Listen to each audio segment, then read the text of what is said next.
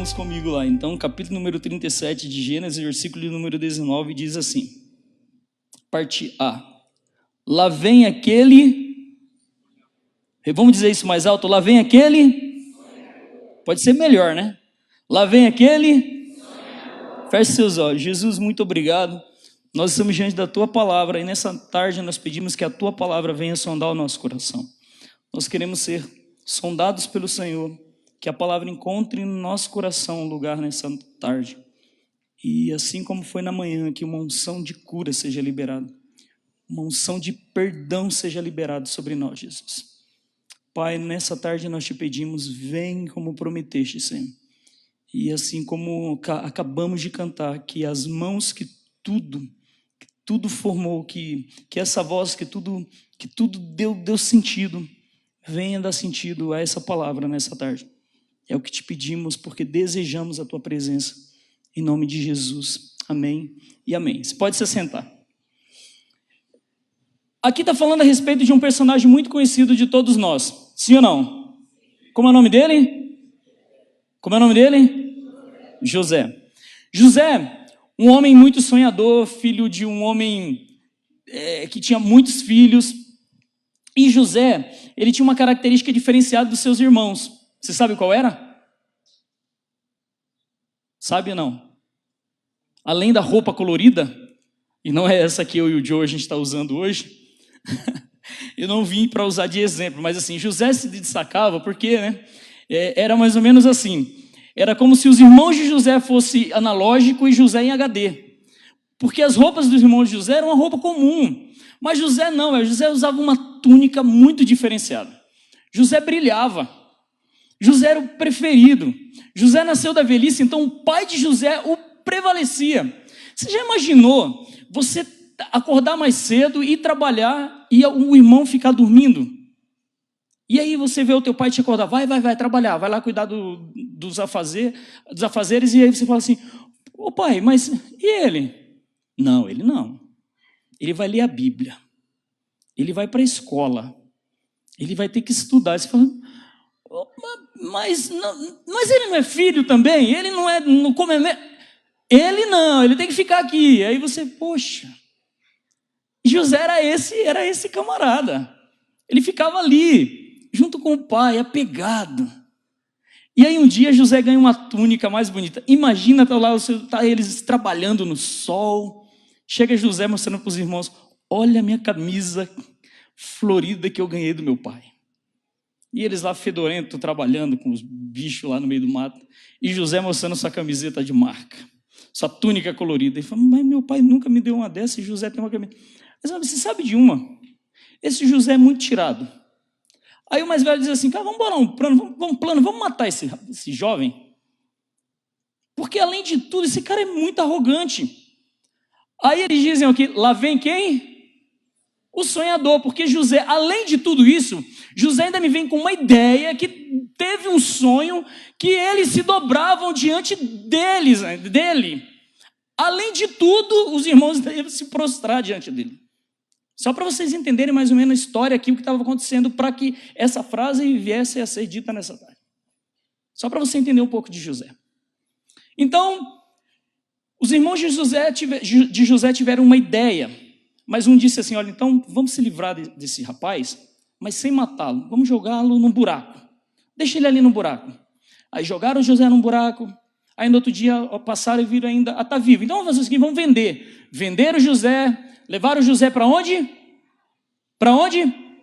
No Egito, José então foi vendido, comprado por um homem chamado Potifar. Potifar olhou para José, a pele de José era bem tratada. Um rapaz que sabia se posicionar diante da sociedade, porque ele é inteligente. José não trabalhava como seus irmãos. Então, obviamente, ele tinha uma inteligência diferenciada dos escravos normais. Sim? Então, ele falou assim, não, vou levar esse cara para trabalhar aqui em casa. A esposa de Potifar olha para José e fala assim, esse rapaz tem um potencial. Então, manda um WhatsApp para José e diz assim, oi sumido. Quando Satanás quer mandar uma mensagem para alguém, ele diz assim, você está muito sumido. E aí José olha aquela mensagem e fala assim, E aí o que acontece? voltando aqui na mensagem, José resiste à mulher de Potifar, a mulher de Potifar inventa uma mentira e José vai para onde? Na cadeia. Na cadeia, José fica apenas alguns dias. Verdade ou mentira? José fica anos na cadeia. Ali na cadeia, José tem um encontro com 2 homens. E na cadeia, Deus usa José para revelar 2 sonhos, é isso? 2 sonhos Deus usa José para revelar. E ali naquele lugar, passa-se alguns dias, ou passa-se alguns anos, dias ou anos, aqueles homens saem e se esquecem de José. José continua temendo a Deus? Sim. Passa-se alguns anos, o rei ou o faraó teve uma visão, ficou louco em casa, e alguém lembra assim, eu conheci um cara lá na prisão, então esse homem pode ser a resposta para tudo isso. Então lembra de José e leva José. José é chamado lá no palácio, e então ele interpreta a visão, e eis que o menino que foi jogado no buraco pelos seus irmãos, agora ele é levantado como o quê? Governador de onde? De onde? Governador do Egito. Aí começa a brilhante história de José. José se casa, começa a administrar as coisas de Faraó, se torna um homem imponente, manda e desmanda em todo mundo. Faraó diz que depois dele ele era o homem mais importante daquela região. Sim, é isso que a Bíblia diz? E aí então Faraó se casa com uma mulher. E eu queria que você abrisse sua Bíblia comigo no livro, continua aí em Gênesis, mas capítulo 41, no versículo 50. Deu para entender aí mais ou menos o que aconteceu com José até onde a gente vai chegar, sim?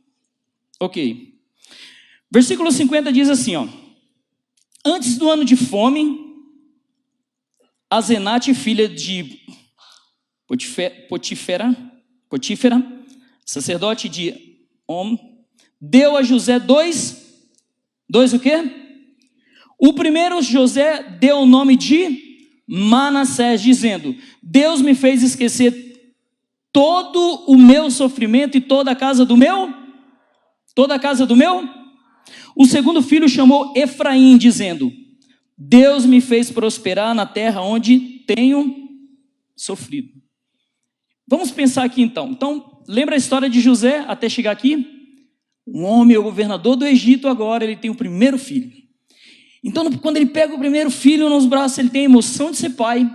E naquele momento ele pensa assim, Manassés, porque Deus me fez esquecer a casa do meu pai.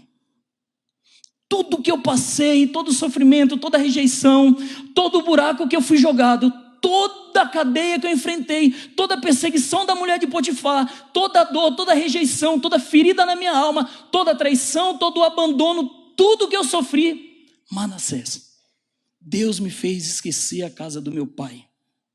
E aí começa a primeira mentira que José conta para ele mesmo. Sabe, muitas vezes nós estamos vivendo como José, no lugar certo, fazendo as coisas certas, temendo ao Deus certo, mas quando nós olhamos para o espelho, nós estamos contando para nós mesmos a história errada. De fato, Deus havia feito Efraim na vida de José. Deus o havia feito prosperar na terra onde o povo de José não havia prosperado. Porém, Manassés só acontece na vida daquele que ama a Deus quando você confronta através do perdão e do arrependimento. E isso a gente vai ver aqui através da Bíblia. José estava querendo acreditar que ele havia esquecido a casa do seu pai. Ele estava querendo contar para ele mesmo que ele havia esquecido o seu passado. Então, o momento em que ele pega o filho no braço, ele fala assim, não, a partir de agora é vida nova, agora é para frente, eu vou começar as promessas novas, ano novo, vida nova, não vou mais lembrar do que passou, agora tudo vai ser diferente. E talvez você e eu fizemos várias promessas. E aí agora começou fevereiro, e a gente está caindo nos mesmos erros, sabe por quê? Porque a gente não encontrou de fato o arrependimento. Eu costumo dizer que diante das circunstâncias nós temos 2 opções, ou amadurecer ou endurecer. José havia endurecido. porque ele não havia perdoado a sua história. Ele não havia perdoado os seus familiares, muito menos os seus irmãos. Se você começar a ler a história de José, como ele vai tratar os seus irmãos no momento de fome, você vai perceber que José havia um rancor muito forte dentro do seu coração. E quantos de nós, numa posição de destaque, olhamos para aqueles que nos feriram e falamos o quê? Não preciso mais de você. Eu não vou precisar de você, então eu não preciso dessa pessoa para nada. Eu não preciso, não dependo. Para que eu vou pedir perdão? Para que eu vou me desculpar com essa pessoa? Para que eu preciso me acertar com essa pessoa? Para que eu tenho que rever o meu passado? Eu não dependo dela para nada. Manassés, Deus me fez esquecer a casa do meu pai. Deus apagou da memória a casa do meu pai. Não preciso mais de você na minha vida. Até que de repente, o homem que administrava tão bem as riquezas de Faraó teve que lidar com a fome na casa do seu pai. E um dia ele está ali, de repente ele olha e vê algumas pessoas com rosto familiar e ele fala assim: eu conheço aquelas pessoas. Ele fala: quem são vocês? Vocês são de onde? Nós somos de um tal povoado lá e nós estamos com fome. Nós viemos aqui comprar comida porque lá já não tem mais comida. E nosso pai já é de avançada idade. Quando ele ouve falar do nome do pai, imagina o coração compungido de José. Eu simulei um coração aqui, a artista Su fez um coração aqui. Eu comprei um coração de boi, hoje de manhã eu esqueci de trazer. E à tarde eu fiquei falei, não sei se eu vou levar, não sei como que as pessoas vão perceber. Tem muitas pessoas andando com o coração enrijecido, porque nós criamos uma resistência de achar que não dependemos de ninguém. Nós não queremos depender das pessoas. Sabe, o fato de dizer, eu não preciso de você para nada,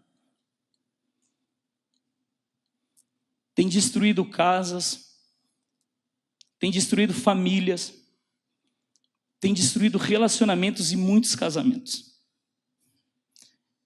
E nessa tarde, assim como nesse dia, eu creio que Deus quer restaurar muitas coisas aqui. Muitos corações enrijecidos, disfarçados de amadurecidos. José, quando olhou para os seus irmãos, Deus lhe deu a oportunidade de olhar para um espelho e ver ali a sua alma. Naquela hora ele olhou e viu a sua infância. Quando ele olhou e viu os seus irmãos, ele pôde ver a sua história. Então ele lembrou da fome que ele não sentia no seu estômago, mas da fome de afeto do seu pai e da casa dos seus irmãos. Talvez ele começou a lembrar de como era gostoso sentar e ter o abraço do seu pai. E aquilo ali foi roubado por pessoas que não souberam lidar com o sucesso dele. Talvez você está caminhando aí rumo a um sucesso no seu trabalho, no seu casamento, na sua vida. E você fala, sabe, alguém me sabotou tanto, alguém me traiu tanto. Sabe, não é por você hoje. Agora, o perdão precisa ser liberado porque tem alguém com fome do outro lado. Do outro lado existe alguém que está com fome. E hoje quem tem Jesus e quem está com o celeiro cheio é você. Eu não sei se você entendeu isso, mas eu vou repetir. Você nessa tarde que ouve essa mensagem, você assim como José, você é um administrador das coisas que Deus tem te dado. Você tem estado com o celeiro cheio. Aquele que te traiu, que te jogou no buraco, que te decepcionou, não tem nada para comer. Você tem. Então, essas pessoas estão indo até você, para você alimentar. E sabe o que José faz? O homem que disse que Manassés, ele olha para os seus irmãos e então ele bola um plano. Ele começa a arquitetar um plano para brincar com seus irmãos, sabe, para se vingar. Ele começa a jogar. Vocês são espiões. Vocês vieram aqui, são da terra onde que a gente tem fraqueza para vocês invadirem. Irmão, não, não. A gente veio porque tem fome. Os irmãos estavam vulneráveis. Não, vocês vieram com intenções ruins. Sabe quando as pessoas começarem a chegar até vocês? Baixem as suas armas.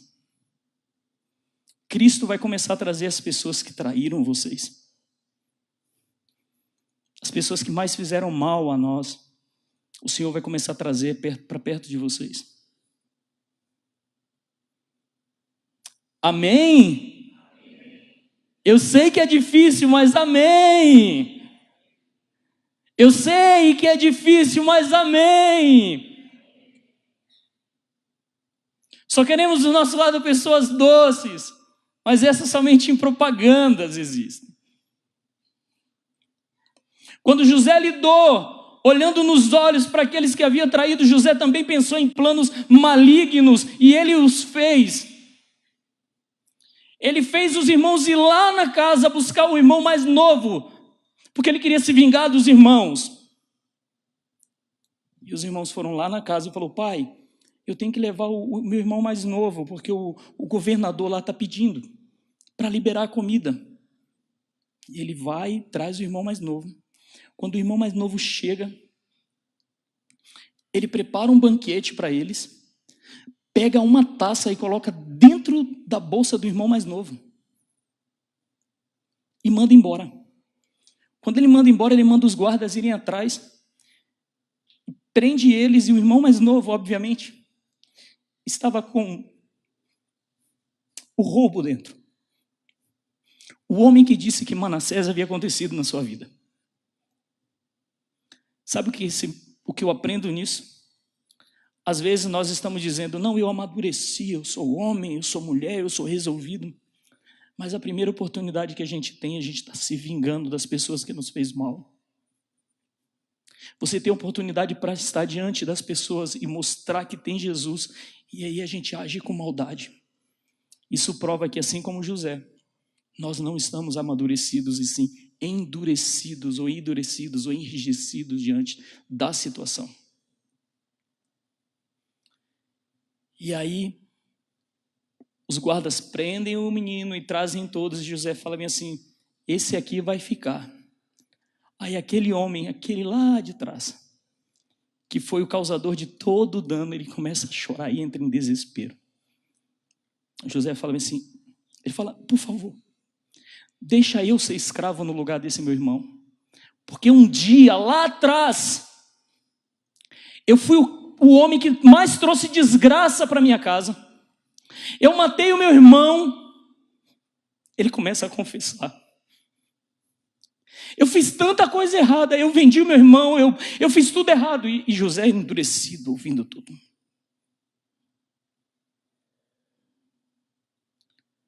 E de repente José não resiste e pede para que saia todos os soldados e começa a chorar diante dos irmãos. Começa a chorar diante dos irmãos e ele tira sua roupa esplendorosa e fala assim: eu sou José a quem vocês venderam. Até quando o nosso coração endurecido vai permitir que nós mostremos de fato quem nós somos diante das pessoas que Deus tem nos permitido revelar a face de Jesus? Um coração enrijecido revela a falta de Jesus dentro de nós. Um coração enrijecido revela a falta de Jesus em nosso caráter. Não adianta postar em nossas redes sociais um Jesus que nós não somos capazes de viver dentro do nosso coração. Eu me lembro que quando eu saí de São Paulo e fui morar no Espírito Santo, eu fui morar com meu irmão. E meu irmão era brother demais. Uma pessoa incrível, maravilhosa. Até o dia que eu aceitei Jesus. O dia que eu aceitei Jesus, ele disse: Jesus não. Jesus, ele não. Então meu irmão me colocou para fora de casa e eu não tinha para onde ir. Não tinha para onde ir, não tinha R$1. Eu falei: mas cara, eu não tenho para onde ir. Ele falou: mano, sendo muito bom com você, ou você deixa a igreja, ou não posso fazer nada. Eu falei, mas não tem jeito. Eu fui para o meu quarto, eu orei, eu falei, aí ele falou, olha, eu vou fazer o seguinte, eu te dou 30 dias para você arrumar um lugar para morar. E eu saí e fui chorar numa praça. Chorei. De repente veio um homem e falou bem assim, sabe? Eu estava orando e Deus veio e me deu te dar uma palavra. Aí eu, diga então, me dá essa palavra. Ele falou, só que essa palavra eu não posso te dar aqui, eu só posso te dar essa palavra lá em Linhares. Aí eu, mas em Linhares, eu não tenho dinheiro para ir lá, não tinha R$1. Eu estava voltando de férias. Ele disse, só em Linhares. Me deu um abraço e foi embora. Eu falei, Jesus, como é que eu vou fazer para conseguir esse dinheiro? Eu não tenho a menor possibilidade. Aí no dia seguinte eu fui para casa, eu lembro que eu chorei aquela noite inteira. Eu dormia no chão de um quarto assim. Cheguei no trabalho, no outro dia eu falei, Márcia, eu preciso de um dinheiro, porque eu tenho que fazer uma viagem até Linhares. Linhares era mais ou menos como até Foz do Iguaçu. E eu preciso fazer essa viagem. É mais ou menos isso, eu não me lembro disso. Eu sei que é longe. E eu preciso fazer essa viagem, eu não tenho dinheiro. Ela falou bem assim, eu preciso de um vale. Ela falou, mas não tem como aqui na empresa, a gente não faz vale. Mas eu vou te emprestar R$100. Aí eu fiquei muito feliz, eu falei, e outra coisa que eu preciso te pedir, eu sei que eu estou voltando de férias hoje, mas eu preciso de sair da empresa hoje, eu preciso ir lá em Linhares. Mas ela falou, mas o que você vai fazer lá? Eu tinha a opção de mentir ou de falar a verdade. E a opção de falar a verdade era um absurdo, que era tipo, um homem pediu para eu ir lá em Linhares ouvir Deus falar comigo. Se você fosse gerente, o que você faria? Entende? Sem noção. Aí eu olhei para ela e falei assim, um homem pediu para eu ir lá em Linhares ouvir o que Deus tem para falar comigo. Ela, tá, eu vou deixar que eu nunca ouvi isso. Deve ser verdade. É verdade esse bilhete. E fui. Cheguei lá na maior expectativa de que Deus ia me falar, eu não tinha onde morar. Peguei dinheiro emprestado, fui até outro lugar. Quando eu cheguei lá, na maior expectativa do que Deus ia me falar, aquele homem me deu um abraço e eu falei, e agora, Jesus? Ele disse assim, ou mais ou menos assim, se eu já não estou criando uma frase maior, não tenha medo do que Deus vai fazer. E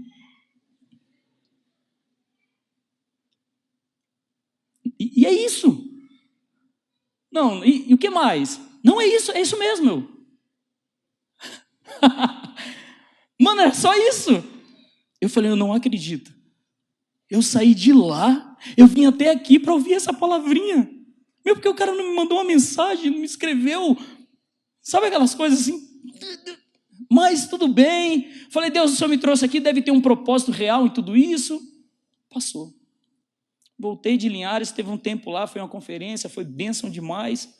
Mas eu fiquei com aquela, não tenha medo, não temas. Deus estava no tempo. E a conferência era toda sobre o tempo de Deus, o que Deus ia fazer. Deus vai te arrancar e vai te mover, Deus vai fazer. Eu fiquei naquela. Lembro que cheguei e fui para o culto à noite, falei assim, estou aqui, foi legal, a bênção, mas eu vou chegar e ter menos dias, eu não tenho para onde ir, não tenho casa, não tenho onde morar. Aí eu lembrei que eu cheguei na igreja, a igreja estava chorando, aí passou um senhorzinho e perguntou assim, o nome dele é Carlinhos. E ele disse, por que você está chorando? Eu falei, porque eu não tenho onde morar. Como assim? Eu falei, meu irmão me colocou para fora de casa. Eu não tenho onde morar. Ele falou assim, é mesmo? Eu falei, é. Eu falei, então a partir de hoje, você vai morar lá em casa. Eu falei, como assim? Eu falei, não é possível, você não pode fazer isso. Ele falou, posso. Eu falei, não, você não pode. Eu falei, posso. Vamos lá buscar suas coisas. Sabe por que eu achei que não podia? Porque do contexto que eu venho, o evangelho para mim era proibido. Eu creio que muitos aqui não me conhecem bem. Eu venho de um contexto, eu sou filho fora de casamento. Eu sou filho de um casamento, eu sou filho de uma prostituta.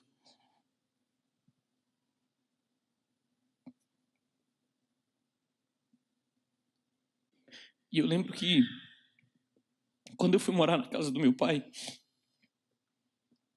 minha avó não deixava eu pegar na Bíblia. Eu não podia.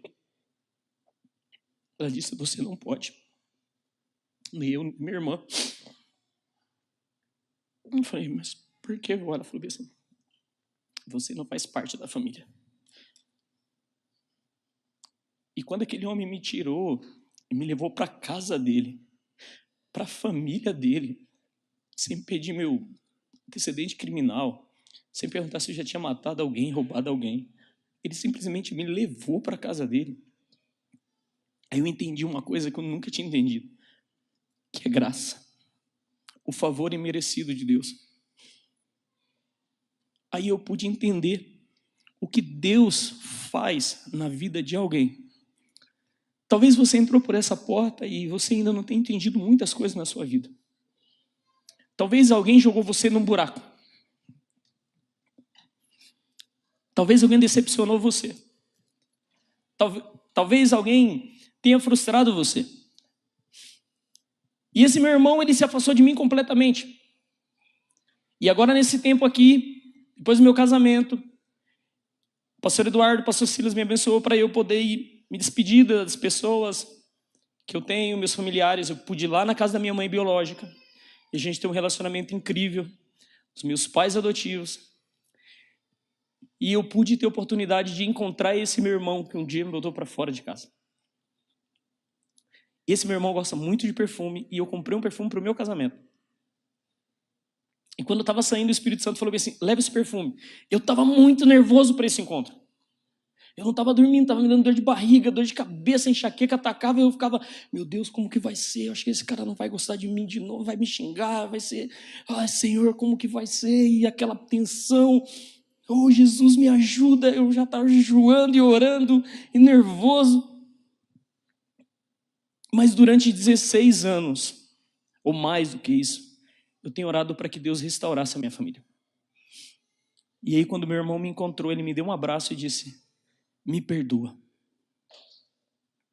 E eu, meu irmão pedindo perdão, Deus está aqui. E nós sentamos ali na praia, ele pediu a cerveja, eu fiquei ali, pedi uma água de coco, aí a Isa chegou e começamos a conversar. Aí uma mulher olhou que estava com ele e falou, você é um pastor muito diferente, você não está julgando a gente. Eu falei, não, quem julga você é o teu pecado, eu não estou aqui para isso. Eu estou aqui por outro objetivo. E a gente começou a conversar e papo vai, papo vem, foi um tempo incrível. E quando depois de muito tempo, a gente já estava ali bem entrosado, na hora que eu estava indo embora, o Espírito Santo disse para mim assim, o perfume. E aí eu falei, olha mano, eu trouxe esse perfume para você. E quando ele pegou o perfume, eu percebi que o coração dele foi quebrado. Foi quebrado assim, sabe? E ele olhou e disse assim, por que você me deu esse perfume? Eu falei, quando eu estava saindo de casa, Jesus pediu para eu trazer esse perfume e te dar. E ele começou a chorar e disse, esse perfume é o símbolo de que você voltou para a minha vida. E isso para mim marcou a minha vida. Porque assim como José dá comida para os seus irmãos, foi o símbolo de que a família de José voltou para a vida dele. Aquele perfume foi o símbolo de que eu voltei para a vida do meu irmão. E quando o pastor Silas pediu para eu trazer essa mensagem, eu estava orando a Jesus e Jesus falou bem assim, é sobre isso que eu quero que você fale. Porque nós temos vivido em um tempo onde as pessoas têm deixado de fazer parte da vida de outras pessoas por causa de falta de perdão. E o Senhor está nos chamando nessa tarde para perdoar. Perdoar. Perdoar aquele que nos tem não somente nos ofendido, mas também aquele que tem nos matado. Porque para os irmãos de José, eles haviam matado José. Talvez exista pessoas aqui que te feriu tanto que para eles você já morreu. Mas Deus vai proporcionar um encontro. E essa pessoa vê que você está muito vivo. Vivo a ponto de você alimentar essa pessoa. Você está afim disso?